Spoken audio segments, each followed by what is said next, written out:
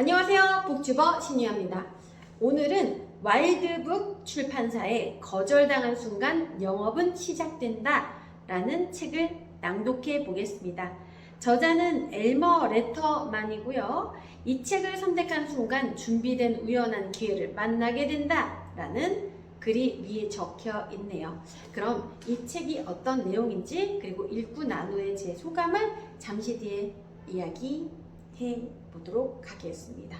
왜 팔아야 하는가, 어떻게 팔 것인가, 무엇을 팔 것인가 제가 낭독하고 난 후에 저의 느낌을 알려드릴게요. 잠깐만요.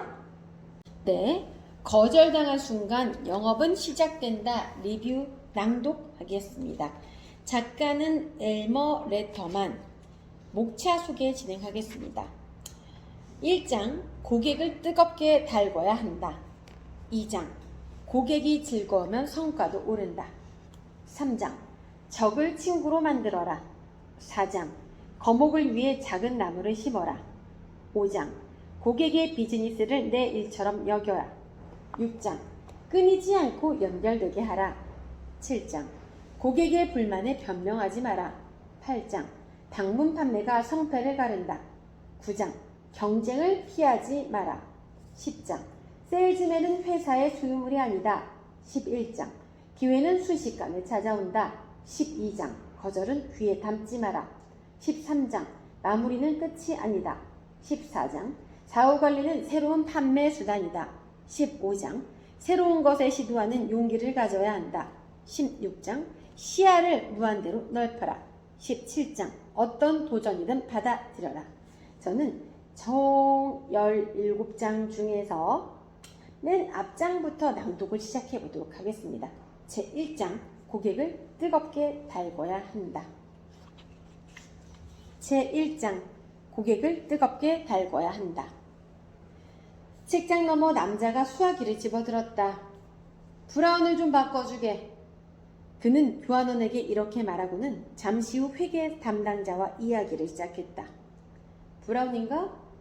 지금 사무실에 레터만 씨가 와 계시네. 중요한 이야기 같아서 그러는데 무슨 이야기인지 좀 들어보지 않겠나? 잠시 침묵이 흘렀다. 내가 그곳으로 안내하도록 하지요. 나는 이렇게 그 회사 사장의 간단한 소개로 회계 담당자를 만날 수 있었다. 물론 직접 그에게 전화를 걸어도 된다는 것쯤은 나도 잘 알고 있었지만 사장의 소개로 만나는 것이 유리한 상황일 것 같다는 확신이 들었다. 세일즈맨에게는 팔아야 할 상품이 있고 자신이 취급하는 상품이 가치가 있고 수요가 있다는 것을 잘 알고 있다. 또 어떻게 영업을 시작할지, 소비자의 질문에는 어떻게 대답할지 잘 알고 있다. 그런데도 판매를 성사시키는 데에는 여전히 어려움을 느낀다. 이유가 무엇일까?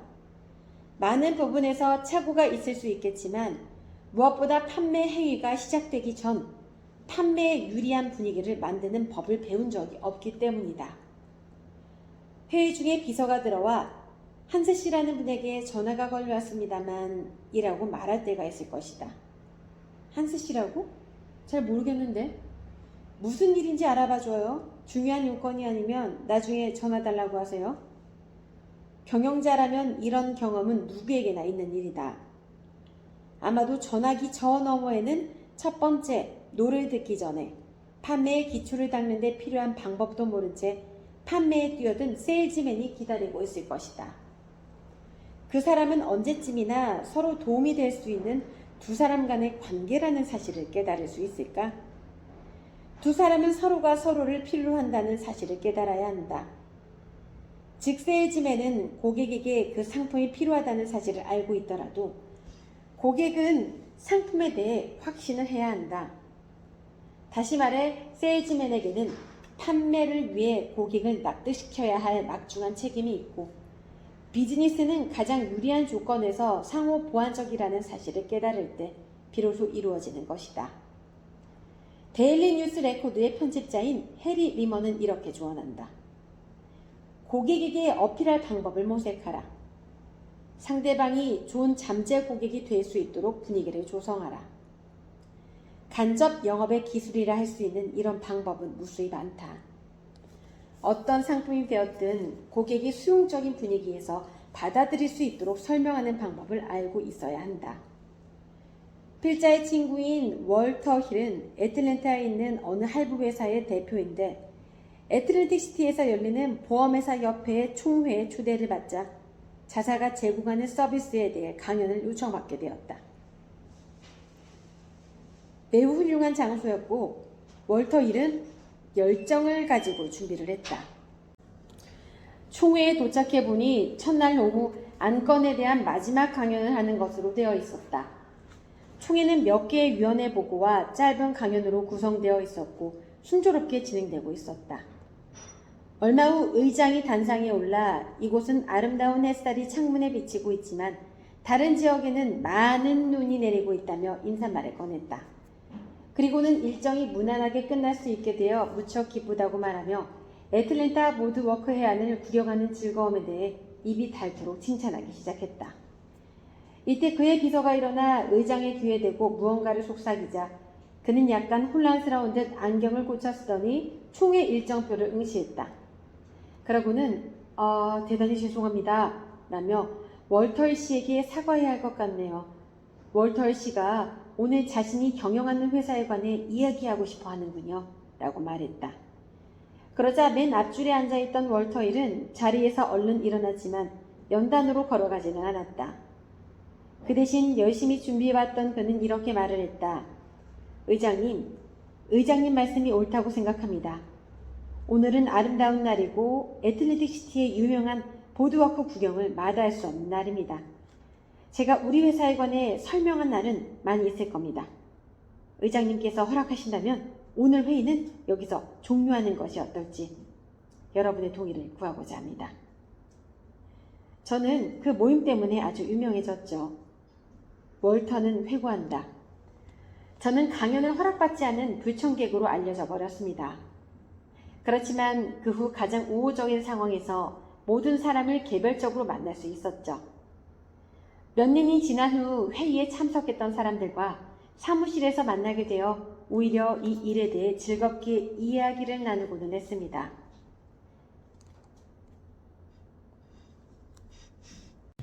그렇다면 판매는 어떻게 하는 것이 좋을까? 이제 영업이 잘못된 경우를 살펴보자. 어느 날 어떤 사람이 전화로 내 이름을 확인하고는 무슨 상품을 보여주고 싶다고 했다. 그러나 나는 당시 그 물건을 구매할 수 있는 곳에 있지 않다고 대답했다. 따라서 구매로 이어지지 않을 일로 우리 둘 다 오후 시간을 허비하지 않기를 바란다고 말했다. 그러자 전화 반대편에 보이지 않는 그 발신자는 말했다. 나는 당신에게 아무것도 팔지 않을 겁니다. 레터만 씨, 우리 회사는 귀사에 일을 맡길 계획을 하고 있어요.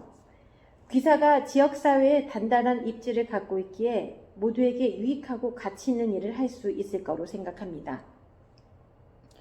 솔직히 난 이 말이 정직한 여검이 아니란 걸 알아채고 있었다. 하지만 그 사람에게 와도 좋다고 허락했다. 그러나 나를 만날 수 있다고 해서 그의 계획이 성공할 수 있을까? 천만에. 사실 그런 제안을 듣는다면 누구라도 흥분한 목소리로 면담을 약속할 것이다. 그러나 그에 앞서 나는 그가 전화로 말했던 큰 선물을 기대한다라고 말하자 그는 한 발 뒤로 물러나 내 방문 요청을 받아들이지 않았다. 나는 그가 나에게 어떤 종류의 제안을 할 것인지 알고 싶어 방문을 허락했던 것이다. 만약 전화로 그가 말한 제안을 내가 곧이곧대로 받아들였다면 큰 오해의 소지가 있다. 비록 내가 그가 취급하는 상품을 절실히 원한다 해도 그에게서 물건을 살 것 같지는 않았다. 왜냐하면 내 마음은 속임수로 접근한 이 세일즈맨에게 엄격히 맞서라고 거부하고 있었기 때문이다. 세일즈맨은 어떤 이야기라도 말할 수 있다. 하지만 듣는 사람에게 편견이나 혹해서 오해를 불러일으키는 말은 하지 않는 것만 못하다. 사람들 앞에서 말하는 것, 홍보하는 것도 간단한 일이 아니다. 잘못하면 안 하는 것보다 더 역효과를 낼 수 있다. 관심을 끌 방법들도 많지만 그만큼 고객을 실망하게 하는 경우들도 많다. 주차해둔 차를 향해 걸어가는데 자동차 앞 유리 와이퍼에 끼워진 주차 위반 딱지를 발견한 적이 있을 것이다. 그 누구라도 주차 위반 스티커를 좋아하지 않는다. 따라서 다가가는 동안 급격히 기분이 나빠질 것이다. 가까이 가서 보니 주차 위반 스티커가 아니라 작은 광고 전단지이다. 그런데도 마치 주차 위반 스티커를 발급한 것처럼 와이퍼 위에 떡 하고 올려놓은 것이다. 이 멍청한 세일즈맨아, 제발 뒤집어 놓으라고! 그 어떤 행동도 이보다 영업에 불리한 분위기를 만들 수는 없다. 하지만 어떤 세일즈맨은 전단지는 누군가에게 수거되고 읽힌다고 주장할지 모른다. 맞을 수도 있다. 자동차 운전자에게는 잊기 어려운 기억이 될 테니까. 그러나 사람을 놀라게 하는 성가신 일로 기억될 것임에는 틀림이 없다. 그렇게 할 바에는 차라리 눈에 띄지 않게 하는 편이 훨씬 나을 것이다. 만약 그런 방법으로 광고하려는 사람이 영업에 관해 좀 더 사려 깊게 생각했더라면 애초부터 주차 위반 스티커로 오인할 수 있는 전단지를 만들지도 않았을 것이다. 물론 다른 장소나 다른 형식으로 그만큼 확실하게 관심을 끄는 방법은 드물다는 점을 인정한다. 하지만 불쾌감을 자극하거나 비난받는 것보다는 비록 적은 수의 사람에게 보일지라도 호의적인 반응을 얻어내는 방법이 훨씬 효과적이다. 덧붙여 아무리 설득력 있는 이야기라도 최상의 상황에서 이야기할 때 효과도 커진다. 이는 판매의 가능성을 높여주고 무슨 말을 하려는지 듣고 싶어 안달인 상태가 되었음을 의미한다. 세일즈맨은 가끔 아무리 설득력 있게 말을 해도 아예 마음을 열지 않거나 좀처럼 받아들이려 하지 않는 사람들을 만나게 된다. 그런 유형의 사람들은 세일즈맨에게서 한시라도 빨리 벗어나려 하거나 짧은 시간 동안임에도 짜증을 내거나 마지못해 듣고 있는 표정을 할 것이다. 네, 오늘은 거절당한 순간 영업은 시작된다라는 이 책을 낭독해 보았습니다. 저자는 엘머 레터만. 이 책의 결론은 이런 내용을 담고 있는 것 같아요. 원한다면 움직여야 한다. 그래야 기회를 잡을 수 있다. 거절당하더라도 또 도전해라. 거절은 어쩔 수 없는 것이다. 하지만 포기하지 말자. 자, 영업을 하는 분들한테 굉장히 도움이 많이 될 것 같고요. 이 지은이 자체가 양모 영업으로 일을 시작한 후 보험업계에 뛰어들어 2년 6개월 만에 1000여 건의 단체 보험 계약을 이루어낸 미국의 보험 왕이라고 합니다. 저도 이거 읽어보니까 그 보험에서 일하는 분들 있죠. 영업사원들. 보험뿐만이 아니라 정말 영업을 하는 영업직에 계신 분들 있죠. 사람들을 많이 만나고 설득해야 하는 분들. 이 책을 한번 읽어보면은 정말 포기하지 말아야겠다. 거절당한 순간부터가 이제 시작이다라는 마음을 갖게 해주는 책인 것 같습니다. 자, 영업 하시는 분들 한 권의 책이 꼭 필요하다면은 저는 이 책을 추천해드리고 싶습니다. 와일드북 출판사 거절당한 순간 영업은 시작된다라는 책입니다.